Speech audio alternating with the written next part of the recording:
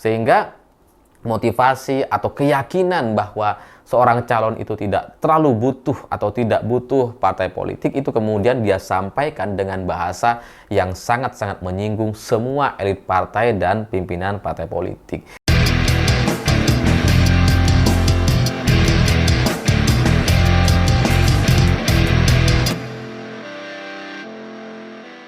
Selamat malam semuanya. Dalam beberapa hari terakhir ini setelah selesai pelantikan DPR dan pimpinan DPR, ternyata muncul satu pertanyaan, yakni di mana Gibran? Kenapa Gibran nggak hadir di acara pelantikan DPR? Padahal semuanya itu hadir gitu. Sementara Gibran kan posisinya dia adalah calon wakil presiden terpilih yang dalam beberapa hari ke depan dia akan segera dilantik sebagai wakil presiden. Kenapa Gibran tidak ada dalam acara pelantikan DPR? Padahal Pak Prabowo ada gitu ya, menteri-menteri ada, Presiden Jokowi juga ada, pimpinan partai, mantan wakil presiden juga hadir gitu ya. Tapi Gibran ini nggak ada. Di mana Gibran gitu? Apalagi dalam beberapa berita-berita media yang ada, yang kita ketahui, memang Gibran ini sangat jarang-jarang sekali bertemu dengan Prabowo Subianto. Sehingga ini kemudian memunculkan kecurigaan atau pertanyaan, jangan-jangan gitu ya, memang hubungan antara Prabowo dengan Gibran ini sudah sedemikian renggangnya gitu. Ya karena terakhir ketemu bulan Juni gitu ya, dan kemudian sekarang sudah Oktober nggak ketemu lagi, padahal posisinya sebagai calon wakil presiden terpilih. Ini kan lagi ribut-ributnya, lagi sibuk-sibuknya Prabowo dan tim untuk menyiapkan susunan kabinet mendatang. Sementara Gibran sebagai wakil presiden terpilih, ini kayak nggak dilibatkan. Ya memang gitu ya, untuk penetapan menteri-menteri itu adalah hak prerogatif presiden. Tapi sebagai presiden, Pak Prabowo kan juga perlu mendengarkan masukan-masukan dari semua pihak. Termasuk salah satunya adalah cawapres terpilih gitu. Ya kalau ketua-ketua partai aja didengerin gitu ya, aspirasi atau masukan-masukan atau usulan-usulannya, masa iya nggak mau dengerin dari wakil presiden terpilih sih? Karena harusnya Wapres juga perlu didengar gitu. Tapi dalam beberapa kesempatan di berbagai acara-acara atau rapat-rapat elit memang Gibran ini nggak kelihatan. Nggak ada kabarnya. Bahkan di acara pelantikan anggota DPR, Gibran nggak ada. Entah dia nggak diundang atau emang nggak bisa hadir gitu. Karena memang terakhir Gibran ini muncul itu kan ketika dia ditanya soal isu Fufu Fafa gitu ya. Karena akun Fufu Fafa ini adalah milik Gibran di Kaskus gitu ya, yang kebenarannya sudah mencapai 99,9999% bahwa memang akun Fufu Fafa ini yang sangat jorok sekali, yang sangat kotor, yang sangat membahas soal susu dan sebagainya gitu ya. Itu memang diketahui adalah milik Gibran gitu, dan ketika dia muncul ke publik, coba datang belusukan gitu ya, media kemudian banyak sekali yang menanyakan soal Fufu Fafa dan Gibran nggak bisa menjawab itu. Satu-satunya jawaban yang bisa disampaikan oleh Gibran hanya tanyakan kepada yang punya akun. Lah, wartawan kan lagi nanya kamu. Dan sampai sekarang isu ini nggak selesai gitu ya, karena skenario untuk memunculkan seorang kambing hitam gitu ya, yang coba dilakukan oleh pihak Menkominfo sebelumnya, yang katanya mau segera diumumkan pemilik Fufu Fafa gitu ya. Itu akhirnya tidak terrealisasi atau tidak bisa dilaksanakan karena ya memang bukti-buktinya sudah sedemikian kuatnya bahwa memang akun Fufu Fafa itu terhubung dengan nomor HP-nya Gibran dan itu terkonfirmasi di sistem perbankan di Indonesia. Dan memang sudah ada konfirmasi bahwa itu milik Gibran, karena kalau terdaftar di GoPay dan kemudian terverifikasi di sistem perbankan kita, itu pasti sudah melakukan verifikasi dengan memunculkan KTP, dengan setor KTP dan muka, dan itu tidak bisa lagi kemudian diedit atau dimanipulasi, sehingga upaya-upaya untuk memunculkan kambing hitam itu tidak terlaksana, karena akan menjadi bahan tertawaan banyak orang, karena semua orang sudah tahu bahwa akun Fufu Fafa ini miliknya Gibran gitu. Jadi terakhir Gibran muncul dan kemudian ditanya sama wartawan itu ketika dia ditanya soal Fufu Fafa, dan setelah itu dia nggak kelihatan lagi dia ada di mana. Dan bahkan di acara pelantikan anggota DPR dia juga nggak ada. Jadi memang Gibran ini punya sedikit masalah gitu ya ketika dia coba berhadapan dengan orang-orang, karena memang literasinya atau referensinya dia ini kan memang sangat minim sekali. Dia ini kan memang ngaku jarang baca buku gitu ya, bacanya ya dia komik lah atau yang ringan-ringan, humor gitu. Sehingga kalau dia hadir di acara pelantikan DPR, maka dia mungkin gitu ya ketakutan untuk mendapatkan pertanyaan-pertanyaan yang sangat-sangat random dan tidak bisa dia jawab gitu ya. Makanya kemudian ya daripada dipermalukan, nanti udahlah mending nggak hadir. Atau beberapa orang kemudian menyimpulkan Gibran ini nggak hadir di acara pelantikan DPR takut disorakin sama anggota-anggota DPR, terutama dari Gerindra dan PDI Perjuangan gitu ya. Takut ketika disebut namanya Gibran bukannya dapat tepuk tangan, tapi fu fu fa fa fu. Takutnya dibegitukan gitu, makanya udahlah nggak usah hadir.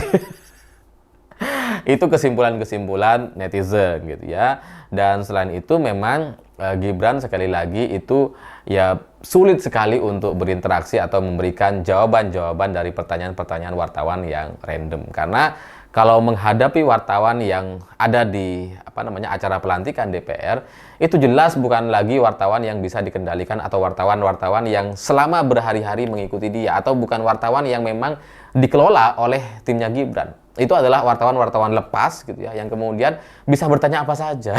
Nah, Gibran memiliki kesulitan untuk menjawab itu semua gitu. Beda misalkan dengan wartawan-wartawan yang memang sudah difasilitasi sehari-hari ikut Gibran di Wali Kota Solo, itu lebih bisa dikendalikan lah gitu ya. Meskipun ada pertanyaan-pertanyaan yang sulit untuk dijawab, misalkan ya itu bisa di-skip aja.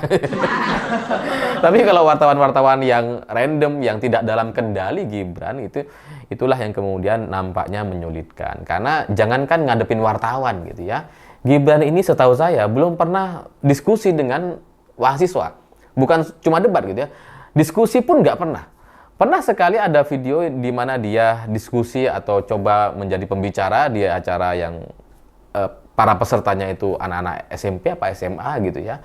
Gibran juga nampak kesulitan untuk memberikan jawaban atau berbicara dalam diskusi tersebut. Jadi ya memang acara pelantikan DPR itu bukan levelnya Gibran gitu ya. Kalau dia hadir itu terlalu banyak sisi negatifnya yang kemudian bisa disebarkan di media-media besar gitu. Makanya lebih baik tidak hadir. Nah, cuma kan menjadi pertanyaan, sebenarnya di mana sih Gibran sih?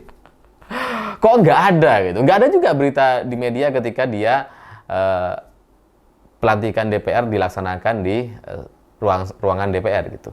Jadi di 1 Oktober itu ternyata bertepatan dengan hari ulang tahun Gibran. Sehingga banyak orang beranggapan, oh mungkin Gibran lagi pesta ulang tahun gitu ya di McD atau di KFC. Makanya nggak bisa hadir di pelantikan anggota DPR gitu ya. Mungkin itu alasannya, karena memang bertepatan dengan hari ulang tahunnya Fufu Fafa. Atau mungkin juga karena Gibran ini memang adalah orang yang tidak terlalu suka dengan partai politik atau tidak yakin dengan partai politik, atau dalam bahasa yang lebih ekstrim, dia ini termasuk yang anti dengan partai politik. Sementara pelantikan anggota DPR itu kan semuanya adalah perwakilan partai. Mereka terpilih dari partai masing-masing, mewakili partai masing-masing. Sementara Gibran orang yang tidak terlalu yakin dan tidak terlalu percaya dengan partai politik. Makanya kemudian dia nggak hadir, karena di DPR, di pelantikan anggota DPR, nggak ada yang independen gitu. Nggak ada yang perwakilan dari kelompok relawan, misalkan nggak ada. Semuanya adalah dari perwakilan partai politik. Dan memang pelantikan ini adalah acara atau pelantikan anggota DPR yang mewakili partai masing-masing dari daerah masing-masing gitu. Jadi ya memang mungkin bukan dunianya Gibran gitu ya. Dia tidak mampu untuk memberikan jawaban-jawaban kepada wartawan, dia takut disoraki sama Fufu Fafa gitu ya. Atau kemudian dia juga anti dengan anggota DPR atau perwakilan partai yang dalam kacamata dia itu partai itu nggak terlalu penting gitu ya. Ada pernyataan dan videonya gitu ya. Dan itu yang kemudian menurut beberapa orang elit partai politik itu cukup menyinggung banyak sekali pimpinan partai. Untuk lebih jelasnya terkait pernyataan Gibran bulan Agustus lalu kalau nggak salah, atau bulan Maret gitu ya, silahkan simak dulu video berikut ini. Karena sekali lagi ke depan ini arahnya ke community base, jadi akan ada disrupsi. Sudah tidak lagi seorang calon ataupun tokoh itu nanti ketergantungan pada partai. Nah, pernyataan Gibran ini itu dia sampaikan tepat setelah dia terpilih sebagai cawapres. Jadi, bukannya mengucapkan terima kasih kepada partai-partai pendukungnya di koalisi Kim, gitu ya. Dia malah mengumpulkan relawan-relawan Bolone Mase dan kemudian berpidato dengan sombongnya untuk mengerahkan atau melakukan unjuk kekuatan demi kepentingan Pilkada 2024. Jadi dalam kesempatan tersebut niatnya Gibran gitu ya, dia melakukan konsolidasi, dia melakukan pergerakan untuk mendukung calon-calon di berbagai daerah di Pilkada 2024 yang didukung oleh Bolone Mase dan untuk memenangkan calon yang didukung oleh Bolone Mase. Makanya dengan sombongnya dia kemudian sampai bilang seperti itu, bahwa anak muda itu arahnya kepada social movement, sudah community based, sehingga tidak perlu terlalu peduli dengan partai. Niatnya gitu ya, niatnya dia ingin kemudian menunjukkan diri bahwa relawan itu lebih efektif, lebih berpengaruh dibandingkan partai politik. Dan gara-gara pernyataan Gibran inilah yang kemudian membuat beberapa calon di berbagai daerah itu yang terindikasi didukung oleh Gibran atau relawan Bolone Mase itu akhirnya mendapatkan kendala atau batal maju di pilkada. Termasuk salah satunya adalah Diko yang paling fatal gitu ya. Diko ini adalah bupati petahana dan kemudian coba maju sebagai calon wali kota Semarang, sudah dapat rekomnya, sudah menyebar di berbagai tempat, di berbagai titik baliho-balihonya, tapi kemudian surat rekomendasi yang sudah ada di tangan Diko itu kemudian dicabut dengan tanpa alasan, tiba-tiba gitu ya, dikasih ke orang lain. Jadi sampai kemudian membuat Diko ini batal. Nah, alasan Diko batal maju sebagai calon wali kota Semarang itu ya gara-gara dia terlalu dekat dengan Gibran. Termasuk juga ada Gusti Bre di Solo dan Marcel Widianto yang juga tiba-tiba batal maju di pilkada. Jadi orang-orangnya Gibran yang kemudian didukung oleh relawan Bolone Mase itu jadi batal maju di pilkada gara-gara ada ketersinggungan dari berbagai ketua umum partai atau elit partai politik terkait pernyataan Gibran yang coba menunjukkan bahwa partai itu nggak penting gitu ya, bahwa setiap calon itu nggak terlalu butuh partai politik gitu ya. Makanya kemudian di Pilkada 2024 ada upaya atau skenario untuk menyingkirkan orang-orangnya Gibran sebagai satu perlawanan atau satu pesan bahwa tanpa partai politik orang-orangnya Gibran ini nggak bisa maju gitu. Dan itulah yang terjadi. Ya mungkin maksudnya Gibran coba meniru Presiden Jokowi gitu ya, sebagai anak gitu ya, dia coba meniru bapaknya gitu ya, yang bisa berdiri di atas partai politik, yang bisa mengendalikan semua partai gitu ya, yang tidak mau terlalu tunduk kepada PDI Perjuangan sebagai partai pendukung atau pengusungnya gitu ya, yang nggak mau ikut aturan-aturan partai.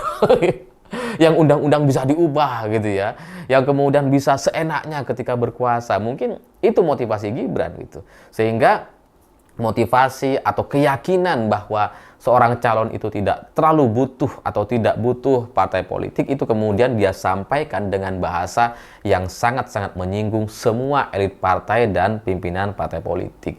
Jadi ya mungkin tujuannya ingin jadi seperti Presiden Jokowi yang berkuasa dan sebagainya, tapi di kenyataannya dia belum sekuat Pak Jokowi gitu. Gibran ini baru calon, belum dilantik gitu. Tapi kesombongannya atau keyakinannya soal kekuasaan gitu ya, bahwa dia bisa berdiri di atas partai politik itu sudah di atas Presiden Jokowi. Nah, maka dari itulah kemudian gitu ya, partai-partai politik ini kabarnya itu banyak yang tidak setuju, tidak suka dengan Gibran, termasuk dari Partai Golkar yang mengusung Gibran sebagai cawapres di Pilpres 2024 gitu. Jadi di acara pelantikan DPR yang memang mewakili partai-partai politik itu, ya Gibran jadi kurang bisa diterima gitu. Karena pernyataan-pernyataannya tuh banyak yang menyinggung sebelumnya. Jadi ya mungkin itulah alasan Gibran tidak bisa hadir gitu ya, karena terlalu banyak faktor yang bisa menyudutkan dia atau tidak berpihak kepada dia, dan itu tidak bisa kemudian dia bantah karena itu adalah pernyataan-pernyataan yang memang muncul darinya gitu. Seperti Fufu Fafa, kemudian pernyataan tidak suka dengan partai politik gitu ya, bahwa anak muda tidak perlu partai gitu ya, calon-calon tidak perlu terlalu bergantung kepada partai politik.